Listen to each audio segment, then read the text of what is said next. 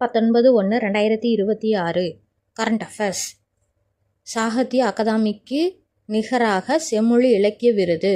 பரிசுத் தொகை ரூ. 5,00,000 மு.க. ஸ்டாலின் 18/1/2026 அன்று அறிவித்தார். சர்வதேச இலக்கிய பண்ணை 1968ஆம் ஆண்டு கைவண்டி நிலையமாக தொடங்கப்பட்டது. சர்வதேச முதலீட்டில் தமிழ்நாடு 2021ஆம் ஆண்டு 4வது இடம் வகித்தது.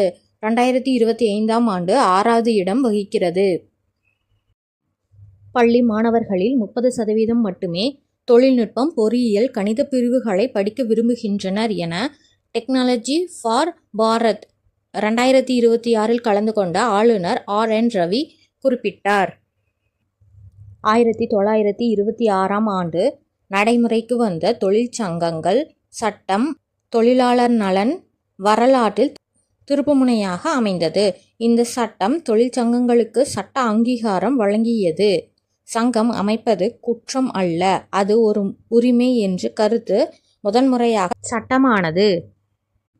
வடகிழக்கு பாரம்பரியத்தை பறைசாற்றும் குடியரசு தின தேநீர் விருந்து அழைப்பிதழ்.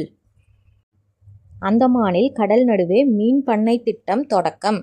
18/1/2026 அன்று தொழில்நுட்பம் மற்றும் புவி அறிவியல் துறை அமைச்சர் ஜிதேந்திர சிங் தொடங்கி வைத்தார்.